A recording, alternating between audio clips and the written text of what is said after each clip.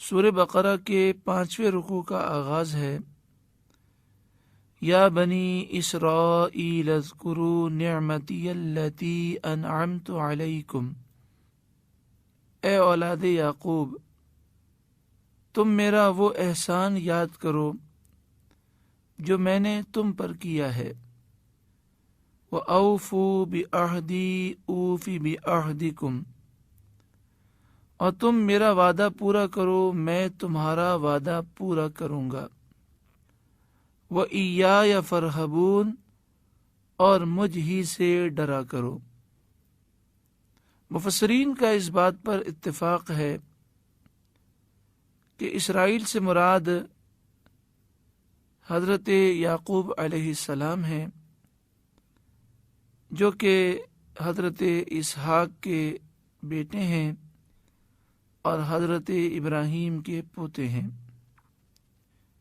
اسرائیل حضرت یعقوب علیہ السلام کا لقب ہے، جس کے معنی ہے عبداللہ، اللہ کا بندہ، اور بعض نے کہا کہ اس کا معنی ہے صفوت اللہ، اللہ کا دوست۔ یا بنی اسرائیل کا معنی ہے اے یعقوب کی اولاد۔ حضرت یعقوب علیہ السلام کے 12 بیٹے تھے، ان 12 بیٹوں میں ایک حضرت یوسف علیہ السلام بھی ہیں، جن کا واقعہ سورہ یوسف میں تفصیل کے ساتھ ہے۔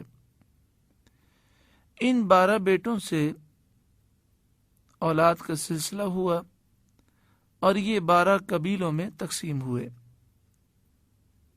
حضرت یعقوب علیہ السلام کے بعد سے لے کر حضرت عیسیٰ علیہ السلام تک جتنے نبی بھیجے گئے سب بنی اسرائیل سے تھے۔ ایک روایت کے مطابق 80,000 انبیاء بنی اسرائیل میں بھیجے گئے۔ حضرت موسیٰ علیہ السلام، حضرت ہارون، حضرت عیسیٰ، حضرت داؤد، حضرت زکریا، حضرت سلیمان، حضرت یحییٰ، حضرت ایوب علیہم السلام، یہ تمام انبیاء بنی اسرائیل سے ہیں۔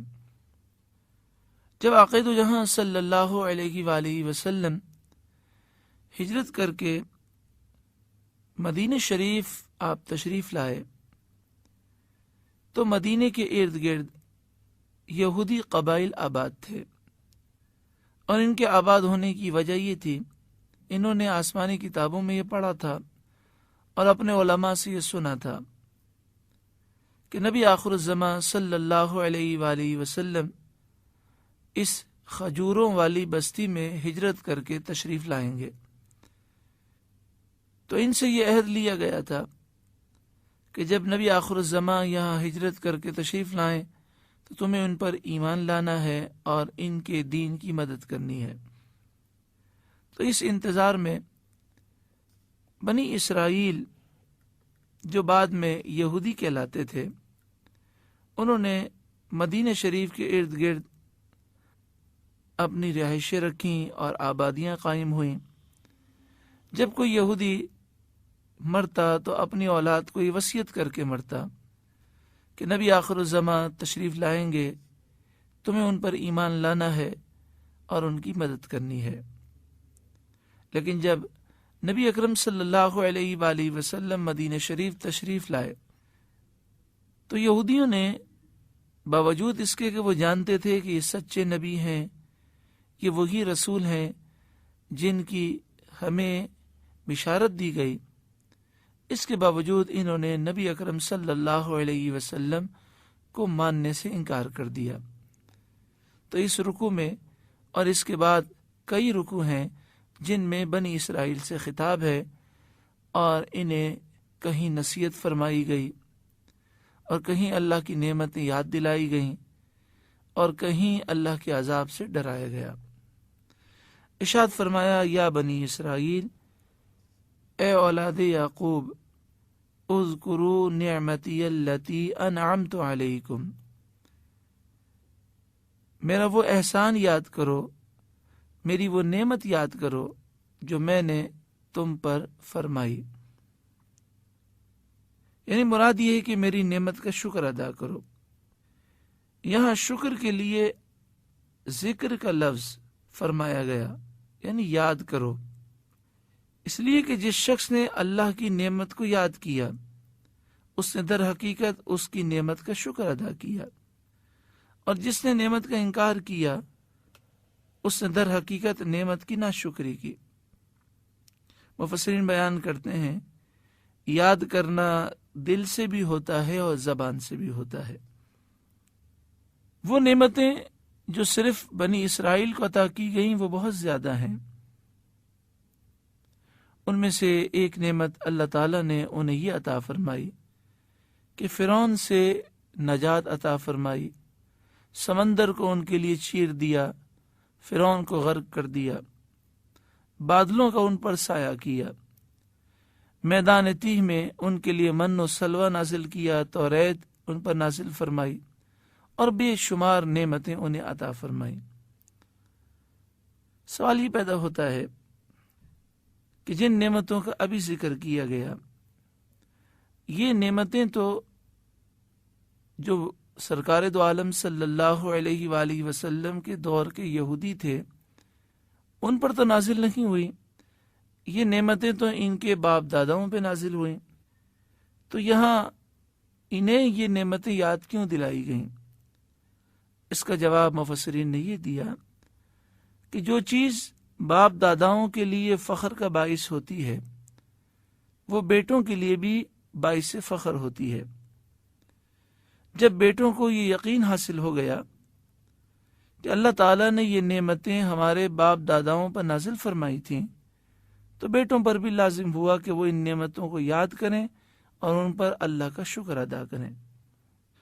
بعض مفسرین نے فرمایا کہ یہاں نعمت سے مراد سرکار دو عالم صلی اللہ علیہ وآلہ وسلم کی ذات مراد ہے، اور سرکار دو عالم صلی اللہ علیہ وآلہ وسلم کا زمانہ اقدس مراد ہے۔ مراد یہ ہے کہ اے بنی اسرائیل، اس نعمت کو یاد کرو کہ اللہ تعالیٰ نے تمہارے درمیان اپنے محبوب کو مبعوث کیا، تو تم اس نعمت کی قدر کرو اور نبی اکرم صلی اللہ علیہ وسلم پر ایمان لے آؤ۔ وَأَوْفُوا بِعَہْدِی أُوفِ بِعَہْدِکُم، تم میرا وعدہ پورا کرو میں تمہارا وعدہ پورا کروں گا، یعنی تم میرے حکم کی فرمانبرداری کرو، میں تمہارے اعمال قبول کروں گا اور ان پر اجر و ثواب عطا کروں گا۔ عہد کا اصل معنی ہوتا ہے کسی چیز کی حفاظت کرنا اور وقتاً فوقتاً اس کی نگہداشت کرتے رہنا۔ وہ معاہدہ جس کی پاسداری ضروری ہو اس کو عہد کہا جاتا ہے۔ اللہ تبارک و تعالی نے بنی اسرائیل کو عہد یاد دلائے۔ وہ عہد کون سے ہیں؟ تو مفسرین نے بیان کیا ایک عہد تو وہ ہے جو سورہ مائدہ آیت نمبر 12 میں مذکور ہے۔ ارشاد فرمایا وَلَقَدْ أَخَذَ اللَّهُ مِيثَاقَ بَنِي إِسْرَائِيلَ، اور ضرور بے شک اللہ نے بنی اسرائیل سے پختہ عہد لیا۔ وَبَعَثْنَا مِنْهُمُ اثْنَيْ عَشَرَ نَقِيبًا، اور ان میں سے ہم نے 12 نگراں مقرر کیے۔ وَقَالَ اللَّهُ إِنِّي مَعَكُمْ، اور اللہ نے فرمایا بے شک میں تمہارے ساتھ ہوں۔ لَئِنْ أَقَمْتُمُ الصَّلَاةَ، یقیناً اگر تم نے نماز قائم رکھی، وَآتَيْتُمُ الزَّكَاةَ، اور زکوٰۃ ادا کی، وَآمَنْتُمْ بِرُسُلِي، اور میرے رسولوں پر ایمان لائے، وَعَزَّرْتُمُوهُمْ، اور تم نے تعظیم کے ساتھ ان کی مدد کی، وَأَقْرَضْتُمُ اللَّهَ قَرْضًا حَسَنًا، اور اللہ کو اچھا قرض دیا، لَأُكَفِّرَنَّ عَنْكُمْ سَيِّئَاتِكُمْ، تو میں ضرور تمہارے گناہوں کو تم سے اتار دوں گا۔ سورہ بقرہ آیت نمبر 63 میں ہے وَإِذْ أَخَذْنَا مِيثَاقَكُمْ، اور یاد کرو جب ہم نے تم سے پختہ عہد لیا، وَرَفَعْنَا فَوْقَكُمُ الطُّورَ، اور تمہارے اوپر طور پہاڑ کو بلند کیا، خُذُوا مَا آتَيْنَاكُمْ بِقُوَّةٍ، اور تم سے فرمایا جو توریت ہم نے تمہیں دی اسے مضبوطی سے پکڑ لو۔ سورہ بقرہ آیت نمبر 83 میں ہے، وَإِذْ أَخَذْنَا مِيثَاقَ بَنِي إِسْرَائِيلَ لَا تَعْبُدُونَ إِلَّا اللَّهَ، اور یاد کرو جب ہم نے بنی اسرائیل سے پختہ عہد لیا کہ تم اللہ کے سوا کسی کی عبادت نہ کرنا۔ یہ سارے عہد ہیں جو بنی اسرائیل سے لیے گئے۔ سورہ آل عمران آیت نمبر 187 میں ہے، وَإِذْ أَخَذَ اللَّهُ مِيثَاقَ الَّذِينَ أُوتُوا الْكِتَابَ لَتُبَيِّنُنَّهُ لِلنَّاسِ وَلَا تَكْتُمُونَهُ، اور یاد کرو جب اللہ نے ان لوگوں سے عہد لیا جنہیں کتاب عطا ہوئی کہ تم ضرور اسے لوگوں کے سامنے بیان کر دینا اور چھپانا نہیں۔ مفسرین نے فرمایا اس سے مراد ہے کہ تم نبی اکرم صلی اللہ علیہ وسلم کی تعریف کو لوگوں کے سامنے بیان کرنا اور ان کے حکم کو بیان کرنا۔ تو یہاں پر یہ تمام عہد یاد دلائے گئے اور فرمایا گیا ان عہدوں کی پابندی کرو تو میں تمہیں دنیا میں بھی نواز دوں گا اور قبر و آخرت میں بھی تمہیں اجر و ثواب عطا فرماؤں گا۔ اللہ کی نعمت پر شکر کرنا اور اللہ کی فرما برداری کرنا اور عہد کی پابندی کرنا، یہ ایک اچھا عمل ہے اور ایک ضروری عمل ہے۔ اس سے جو چیز رکاوٹ بنتی ہے وہ لوگوں کا خوف ہے۔ تو آگے ارشاد فرمایا، وَإِيَّايَ فَارْهَبُونَ، اور مجھ ہی سے ڈرا کرو، لوگوں کا خوف نہ کرو بلکہ مجھ سے ڈرو اور شریعت کی پابندی کرو، نبی آخر الزماں صلی اللہ علیہ وسلم پر ایمان لے آؤ۔ وَآمِنُوا بِمَا أَنزَلْتُ مُصَدِّقًا لِمَا مَعَكُمْ، اور تم اس کتاب پر ایمان لاؤ جس کو میں نے اس شان کے ساتھ نازل کیا ہے کہ وہ تمہارے پاس موجود کتاب کی تصدیق کرنے والی ہے، یعنی تم قرآن پاک پر ایمان لاؤ۔ وَلَا تَكُونُوا أَوَّلَ كَافِرٍ بِهِ، اور تم اس کے سب سے پہلے منکر نہ بنو، یعنی جب تم انکار کرو گے تو تمہیں دیکھ کر بہت سے لوگ انکار کریں گے، تم اپنے لیے گناہ جاریہ کا ذریعہ نہ پیدا کرو۔ وَلَا تَكُونُوا أَوَّلَ كَافِرٍ بِهِ، اور تم اس کے سب سے پہلے منکر نہ بنو۔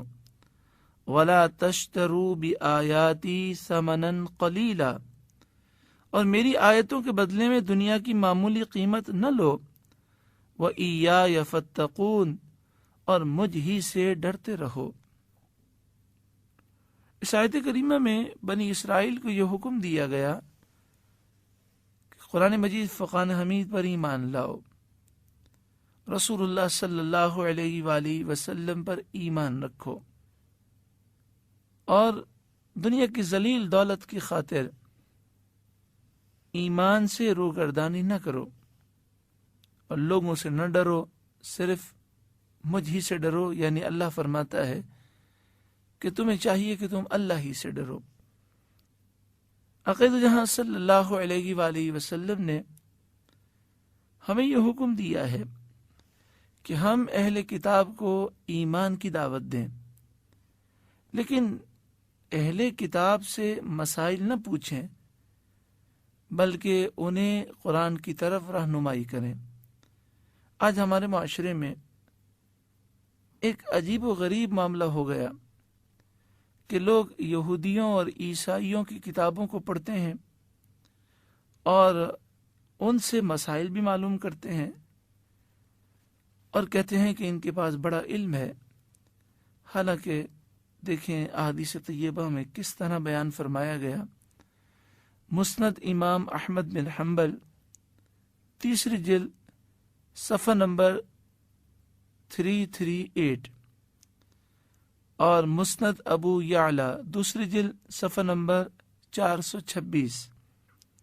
حضرت جابر بن عبداللہ رضی اللہ تعالی عنہما سے روایت ہے، رسول اللہ صلی اللہ علیہ وآلہ وسلم نے ارشاد فرمایا، اہل کتاب سے کوئی مسئلہ نہ معلوم کرو، کیونکہ وہ تم کو ہرگز ہدایت نہیں دیں گے، وہ خود گمراہ ہو چکے ہیں۔ ان سے سوال کر کے یا تو تم کسی باطل کی تصدیق کرو گے یا حق کی تکذیب کرو گے۔ بے شک اگر موسیٰ اس وقت ہوتے تو ان کے لیے میری اتباع کے سوا اور کچھ جائز نہ ہوتا۔ مجموع الزوائد پہلی جلد صفحہ نمبر 174 پر ہے۔ حضرت جابر بن عبداللہ رضی اللہ تعالی عنہما راوی ہیں۔ آپ فرماتے ہیں حضرت عمر رضی اللہ تعالی عنہ کو بعض اہل کتاب سے ایک کتاب ملی، وہ اس کتاب کو لے کر نبی اکرم صلی اللہ علیہ وآلہ وسلم کے پاس حاضر ہوئے اور اس کو نبی کریم صلی اللہ علیہ وسلم کے سامنے پڑھنے لگے۔ آپ صلی اللہ علیہ وآلہ وسلم نے جلال فرمایا اور آپ کے چہرے مبارک کا رنگ متغیر ہو گیا۔ فرمایا، اے عمر، کیا تم اس میں متحیر ہو؟ اس ذات کی قسم جس کے قبضہ و قدرت میں میری جان ہے، میں تمہارے پاس صاف صاف دین لایا ہوں۔ یعنی سرکار دو عالم صلی اللہ علیہ وآلہ وسلم نے اس کو پسند نہیں فرمایا۔ اس آیت کریمہ میں ارشاد فرمایا، وَلَا تَشْتَرُوا بِآيَاتِي ثَمَنًا قَلِيلًا، میری آیات کے بدلے میں معمولی قیمت نہ لو۔ مراد یہ ہے کہ توریت میں نبی اکرم صلی اللہ علیہ وسلم کے جو اوصاف ہیں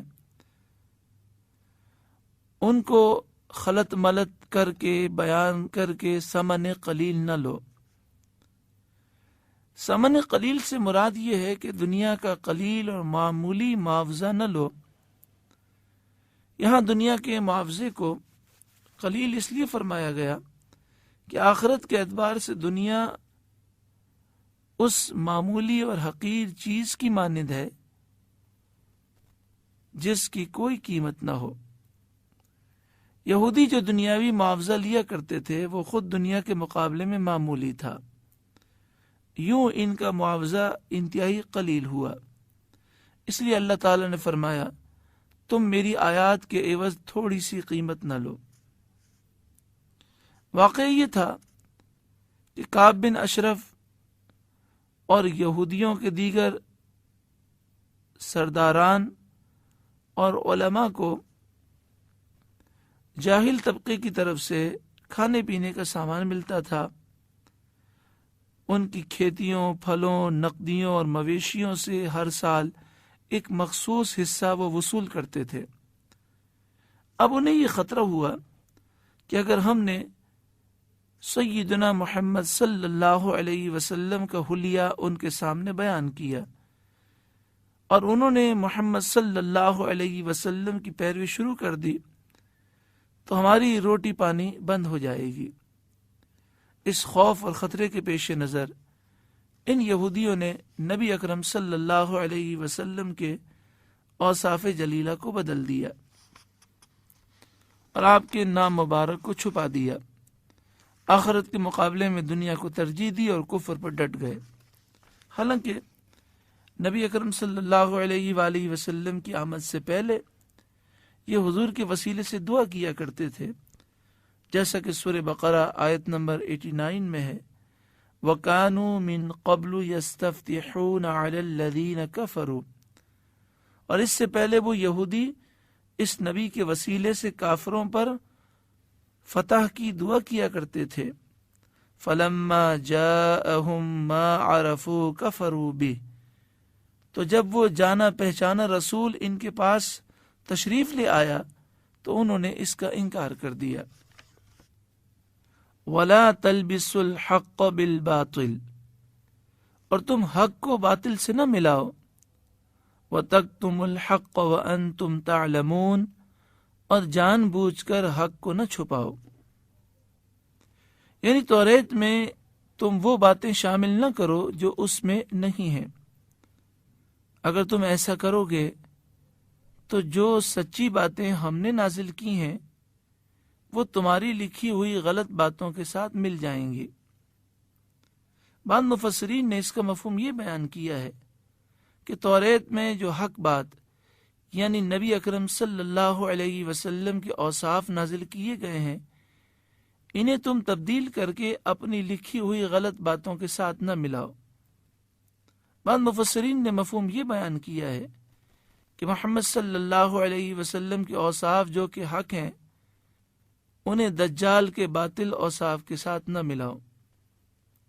اس کا پس منظر یہ ہے کہ جب نبی اکرم صلی اللہ علیہ وسلم کی بعثت مبارکہ ہوئی تو یہودی حسد کا شکار ہو گئے اور کہنے لگے کہ یہ تو وہی ہے جس کا ہم انتظار کر رہے تھے، اور یہ مسیح بن داؤد یعنی دجال ہے، نعوذ باللہ من ذالک۔ آیت مبارکہ میں انہیں اس بات میں جھٹلایا گیا۔ وَأَنْتُمْ تَعْلَمُونَ، یعنی تم جانتے ہو کہ محمد مصطفیٰ صلی اللہ علیہ وسلم اللہ کی جانب سے بھیجے ہوئے نبی ہیں۔ اس آیت کریمہ میں ساری مخلوق کو حق بات چھپانے سے ڈرایا جا رہا ہے۔ اگرچہ اس میں خطاب یہودیوں سے ہے لیکن اس کا پیغام سب کے لیے ہے۔ ہر شخص پر لازم اور ضروری ہے کہ وہ نہ تو حق کو باطل کے ساتھ ملائے نہ ہی حق کو چھپائے، کیونکہ یہ نقصان اور فساد کا باعث ہے۔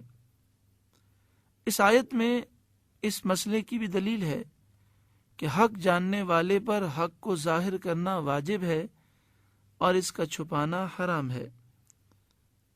ترمذی شریف حدیث نمبر 2649، ابو داؤد شریف حدیث نمبر 3658، ابن ماجہ حدیث نمبر 261، مشکات صفحہ نمبر 34۔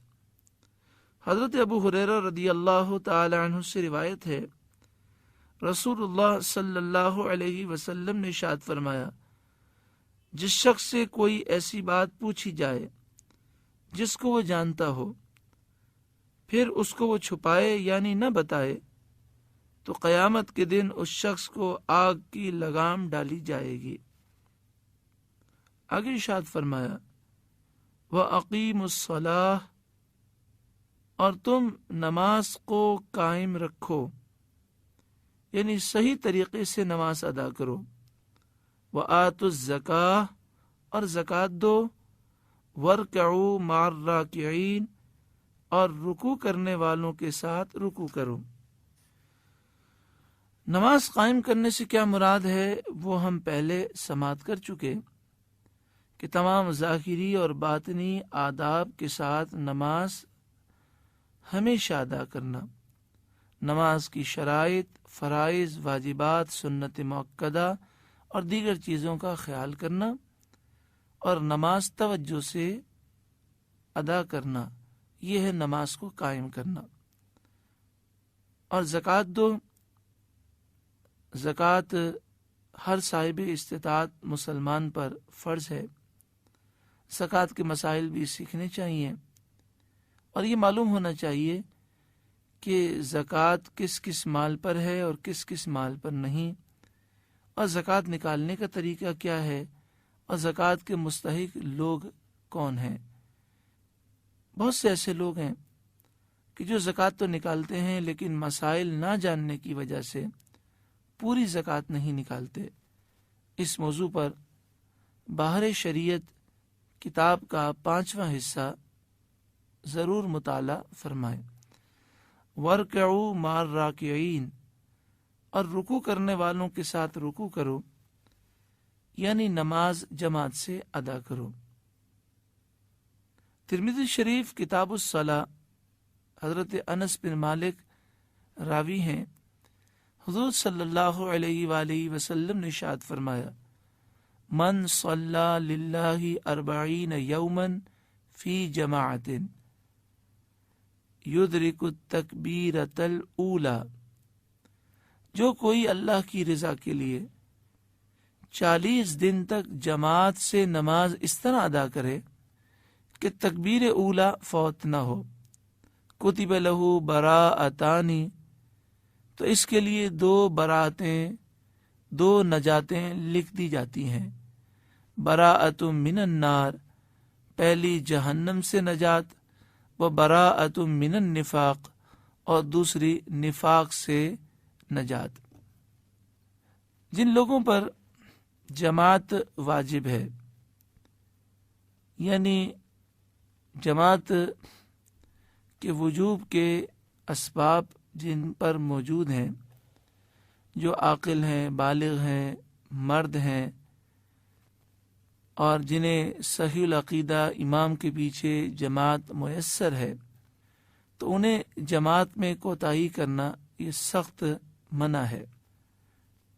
جماعت سے نماز ادا کرنا ایسے لوگوں پر واجب ہے۔ حضرت عبداللہ بن عباس رضی اللہ تعالی عنہما فرماتے ہیں کہ نبی اکرم صلی اللہ علیہ وآلہ وسلم نے ارشاد فرمایا، جو اذان سنے فلم یجب، پھر مسجد میں نماز جماعت سے ادا کرنے کے لیے حاضر نہ ہو، فلا صلاۃ لہ، تو اس کی کوئی نماز قابل قبول نہیں، الا من عذر، ہاں کسی عذر کی وجہ سے، شرعی عذر کی وجہ سے نہ حاضر ہو سکے تو پھر اسے اجازت ہے۔ اللہ تعالی ہمیں عمل کی توفیق عطا فرمائے۔ آگے ارشاد فرمایا، اتأمرون الناس بالبر، کیا تم لوگوں کو اچھی باتوں کا حکم دیتے ہو، وتنسون انفسکم، اور اپنے آپ کو بھول جاتے ہو، وانتم تتلون الکتاب، حالانکہ تم کتاب کی تلاوت کرتے ہو، افلا تعقلون، تو کیا تم عقل سے کام نہیں لیتے؟ مذکورہ آیت مبارکہ یہودی علماء کے بارے میں نازل ہوئی، چونکہ جب کسی یہودی عالم سے اس کا کوئی قریبی اور حلیف مسلمان نبی اکرم صلی اللہ علیہ وسلم کے بارے میں پوچھتا تو وہ عالم تنہائی میں اس کو تلقین کرتا کہ تم محمد صلی اللہ علیہ وسلم کے دین پر قائم رہو، کیونکہ ان کا دین حق ہے اور جو کچھ وہ فرماتے ہیں وہ سچ ہے۔ تو فرمایا، اتأمرون الناس بالبر، کیا تم لوگوں کو اچھی باتوں کا حکم دیتے ہو، وتنسون انفسکم، اور اپنے آپ کو بھول جاتے ہو، اور تم خود ایمان نہیں لاتے، وانتم تتلون الکتاب، حالانکہ تم توریت کی تلاوت کرتے ہو اور تم آسمانی کتابوں کو پڑھ کر جانتے ہو کہ یہ سچے نبی اور رسول ہیں، افلا تعقلون، تو کیا تم عقل سے کام نہیں لیتے؟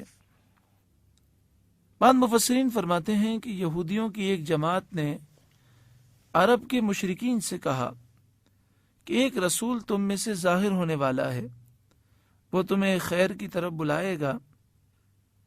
اس طرح کی باتوں سے وہ مشرکین کو نبی اکرم صلی اللہ علیہ وسلم کی پیروی کا شوق دلاتے تھے، لیکن جب نبی اکرم صلی اللہ علیہ وآلہ وسلم کی تشریف آوری ہوئی تو حضور صلی اللہ علیہ وسلم سے یہ یہودی خود جلنے لگے اور آپ کا انکار کر دیا۔ اس آیت کریمہ میں اللہ تعالیٰ نے یہودیوں کو تنبیہ فرمائی کہ حضور صلی اللہ علیہ وآلہ وسلم کی آمد سے پہلے لوگوں کو آپ کی اتباع اور پیروی کا حکم دیتے تھے۔ جب نبی اکرم صلی اللہ علیہ وسلم کی تشریف آوری ہوئی تو خود انہوں نے یہ حضور کو چھوڑ دیا اور آپ سے منہ پھیر لیا۔ اس آیت کریمہ میں ہر اس شخص کے لیے تنبیہ ہے اور عبرت ہے جو لوگوں کو تو اچھی باتیں بتاتا ہے لیکن خود عمل نہیں کرتا۔ حضرت امام جلال الدین سیوطی علیہ رحمہ در منصور پہلی جلد صفحہ نمبر 65 پر لکھتے ہیں کہ امام ابن ابی شیبہ نے روایت کیا، جنت میں سے کچھ لوگ جہنمیوں کو دیکھ کر کہیں گے تم کیسے جہنم میں ہو، حالانکہ ہم تمہاری تعلیم پر عمل کر کے جنت میں پہنچ گئے۔ وہ کہیں گے کہ ہم کہتے تھے اور عمل نہیں کرتے تھے۔ بخاری شریف حدیث نمبر 3267، مسلم شریف حدیث نمبر 2989، شرح السنہ حدیث نمبر 4157، مسند امام احمد بن حنبل 5ویں جلد صفحہ نمبر 206، مشکات حدیث نمبر 5139، صفحہ نمبر 436۔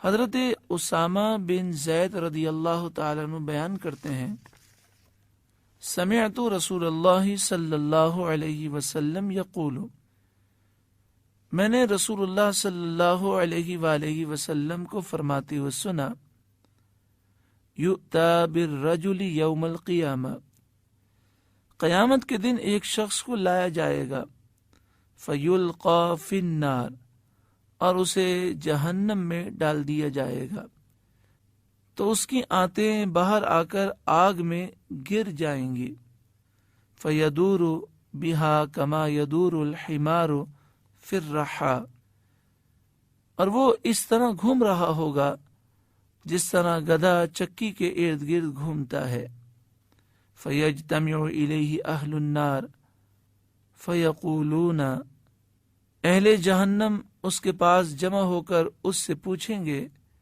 یا فلانو، اے فلاں، ما لکا، یہ کیا معاملہ ہے، الم تکن تأمر بالمعروف وتنہی عن المنکر، کیا تم ہمیں نیکی کا حکم اور برائیوں سے منع نہیں کیا کرتے تھے؟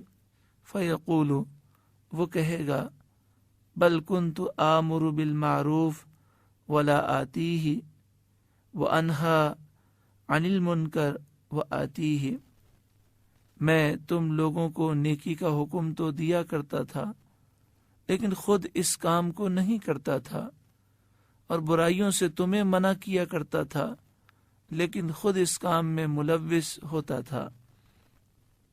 قرآن مجید فرقان حمید سورہ صف آیت نمبر 2 اور 3 میں ارشاد ہے، یا ایھا الذین آمنوا لم تقولون ما لا تفعلون، اے ایمان والوں، تم وہ باتیں کیوں کہتے ہو جو خود نہیں کرتے؟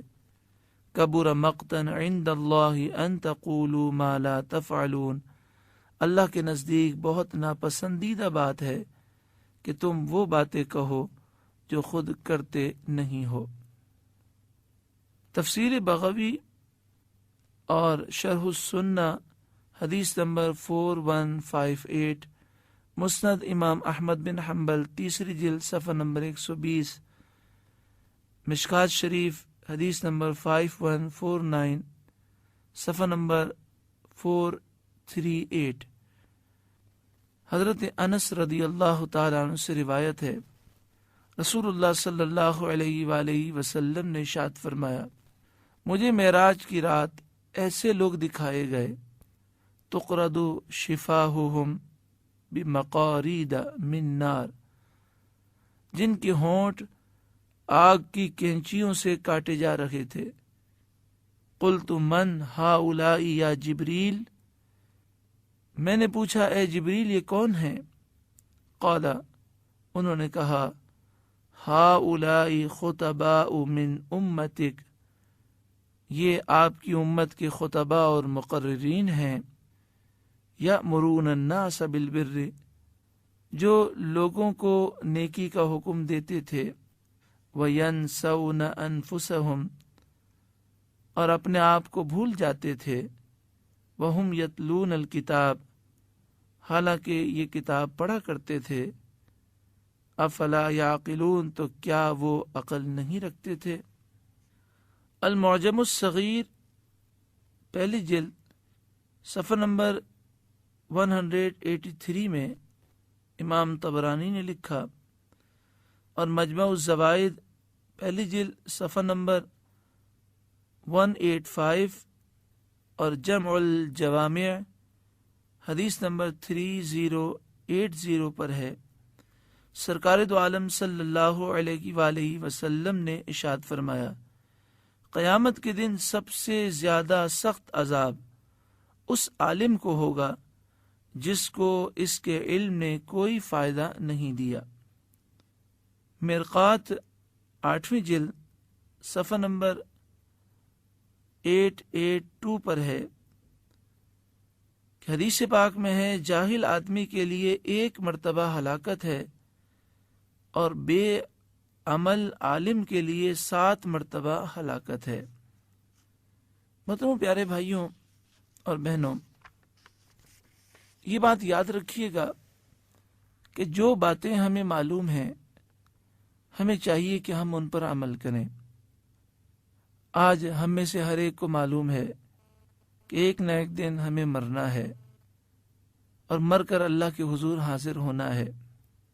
نیک اعمال ہی کام آئیں گے، باقی سب دنیا میں یہی رہ جائے گا۔ اس طرح کی بے شمار باتیں ہمیں معلوم ہیں، ہمیں چاہیے کہ ہم ان باتوں پر خود بھی عمل کریں اور دوسروں کو بھی اس کی تلقین کریں۔ جو شخص دوسروں کو تلقین کرے اور خود ان باتوں پر عمل نہ کرے، اس کی مثال تو یوں دی جا سکتی ہے، اور یہ مثال صرف سمجھانے کے لیے کہ ایک شخص دوسرے لوگوں کو تو سگریٹ پینے سے روکے اور اس کے نقصانات سمجھائے، دوسرے لوگ اس سے باز آ جائیں اور سگریٹ کے نقصانات سے وہ بچ جائیں، لیکن خود لوگوں سے چھپ کر سگریٹ پیتا ہو اور پھر سگریٹ کی وجہ سے اسے کینسر ہو جائے، تو اسے کتنا افسوس ہوگا کہ میں نے لوگوں کو سمجھایا اور میرے سمجھانے پر لوگ تو باز آ گئے، لیکن میں نے عمل نہیں کیا اور مجھے نقصان ہوا۔ تو اس مثال سے واضح ہوا کہ ہمیں دوسروں کو بھی برائی سے روکنا چاہیے اور ہمیں خود بھی برائی سے بچنا چاہیے۔ آگے ارشاد فرمایا، وَاسْتَعِینُوا بِالصَّبْرِ وَالصَّلَاةِ، اور تم صبر اور نماز سے مدد مانگو۔ صبر اور نماز سے مدد مانگو سے مراد یہ ہے کہ جب بھی کوئی مشکل آئے تو تم صبر کرو اور نماز پڑھو۔